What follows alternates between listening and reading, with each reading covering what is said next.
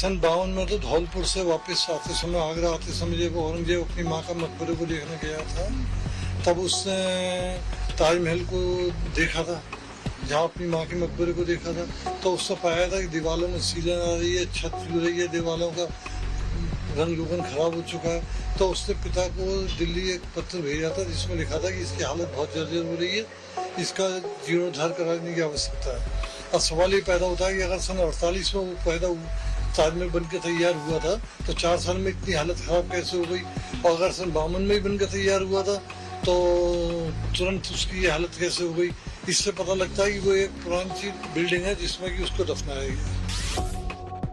क्या ताजमहल को किसी पुरानी इमारत पर बनवाया गया? क्या मुस्लिम महल शब्द का इस्तेमाल कभी नहीं करते? क्या शाहजहां की पत्नी का नाम मुमताज महल नहीं था?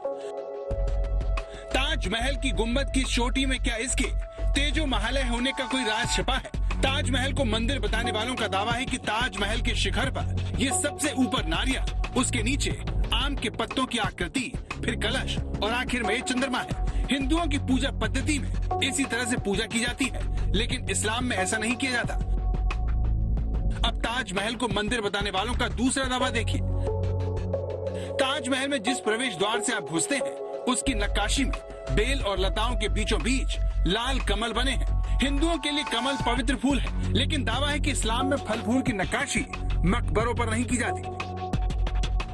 ऐसे न जाने कितने दावे ताजमहल को लेकर किए जा रहे हैं, जिससे दुनिया के इस अजूबे को लेकर बड़ा विवाद खड़ा हो गया है। कोर्ट में बीजेपी नेता की तरफ से ताजमहल को तेजो महालय बताते हुए दावा किया गया है। कई इतिहास की किताबों में दर्ज है कि 1212 ईस्वी में राजा परमर्दी देव ने तेजो महालय मंदिर महल का निर्माण किया था। मंदिर बाद में जयपुर के तत्कालीन महाराजा राजा मान सिंह को विरासत में मिला। उसके बाद ये संपत्ति राजा जय सिंह को मिल गई, लेकिन 1632 में शाहजहां ने इस पर कब्जा कर लिया और बाद में इसे शाहजहां की पत्नी के स्मारक में बदल दिया। जय सिंह से ये बिल्डिंग उसने ली थी शाहजहां ने, और इसके बदले में उसको 4 बिल्डिंगें दी थी।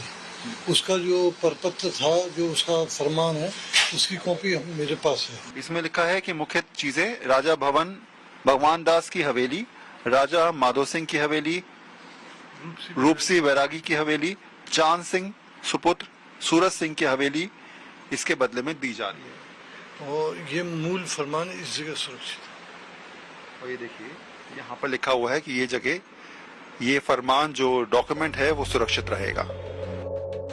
ताजमहल में मंदिर होने का सबसे बड़ा दावा इतिहासकार पुरुषोत्तम नागेश ओक की किताब ट्रू स्टोरी ऑफ ताज के बाद शुरू हुआ। अपनी किताब में ओक ने ताजमहल को लेकर कई दावे किए। दावे के मुताबिक ताजमहल एक शिव मंदिर या राजपूताना महल था, जिसे शाहजहां ने कब्जा कर एक मकबरे में तब्दील कर दिया। ओक लिखते हैं कि ताजमहल से हिंदू अलंकरण और चिन्ह हटा दिए गए। जिन कमरों में उन वस्तुओं और मूल मंदिर के शिवलिंग को छिपाया गया है, उन्हें सील कर दिया गया है। पीएन ओक ताजमहल के हिंदू मंदिर में होने के पक्ष में कई तर्क देते हैं। तर्क ये कि किसी भी मुस्लिम इमारत के नाम के साथ कभी महल शब्द का इस्तेमाल नहीं हुआ। वहीं संगमरमर की जाली में 108 कलश चित्रित है और उसके ऊपर 108 कलश आरूढ़ है। हिंदू मंदिर परंपरा में भी 108 की संख्या को पवित्र माना जाता है। ऐसे ही कई तर्क ओक ने अपनी किताब में लिखे हैं। गौशाला का एक मकबरे में कोई स्थान नहीं हो सकता। वहाँ पे नौबत खाने में संगीत बजाया जाता है। मकबरे में संगीत बजाने का कोई प्रावधान नहीं है। वो तो एक गम का स्थान है, वहाँ पे संगीत क्यों बजेगा। इस तरह की इमारतें बताती है कि वो निर्माण मकबरे के रूप में नहीं है। इसके अलावा उसमें मुख्य द्वार के ऊपर कमल का फूल बना हुआ है। जब मुख्य बिल्डिंग में घुसते हैं सामने कमल का फूल बना हुआ है। इससे ये लगता है कि कमल फूल तो हिंदुओं में लक्ष्मी जी का से जुड़ा हुआ है, वो वहाँ क्यों बनेगा। इसके चारों लाल पत्थर पर जो नक्काशी हुई है बाउंड्री पे ताजमहल की, उस पर सर्पों की आकृति बनी हुई है सैकड़ों की संख्या में। ये भी इस्लाम में कहीं मान्य नहीं है। इन बातों से संदेह पैदा होता है। वो कहीं ना कहीं हिंदू स्ट्रक्चर आप मान। हिंदू स्ट्रक्चर। सवाल मुमताज की मृत्यु को लेकर भी उठाए जा रहे हैं।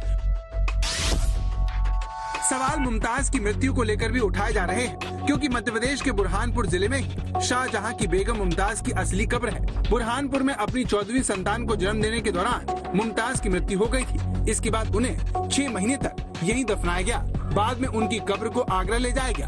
यानी शाहजहां की बेगम मुमताज की मौत न तो आगरा में हुई और न ही शुरुआत में उन्हें वहां दफनाया गया। इतिहासकार बताते हैं कि मुमताज की मृत्यु के 6 महीने बाद शहजादा शुजा अपनी मां के शव को बुरहानपुर से आगरा लेकर आए, जहां यमुना के तट पर स्थित राजा मानसिंह के पोते राजा जयसिंह के बाग में बने ताजमहल में मुमताज को दोबारा दफना दिया गया। वास्तविकता ये है कि नीचे के 22 कमरे आज तक पब्लिकली कभी खोले नहीं गए। ये एसआई उसे गुप्त रूप से खुलती है, देख रेख करती है और बंद कर देती है। वो कभी जनसाधारण के सामने नहीं आता कि क्या खुला था, उसमें क्या था क्या नहीं था। अब जब अगर कोर्ट ने आदेश किया और वो कमरे खुले तो उसमें पता लग जाएगा। अगर भीतर कोई शिवलिंग मूर्ति वगैरह मिलती है तो ये सिद्ध हो जाएगा कि ये पहले मंदिर रहा था जिसको शाहजहां ने जयसिंह से हड़प लिया था। और अगर ऐसा कोई चिन्ह नहीं मिलता है तो ये विवाद हमेशा के लिए समाप्त हो जाएगा।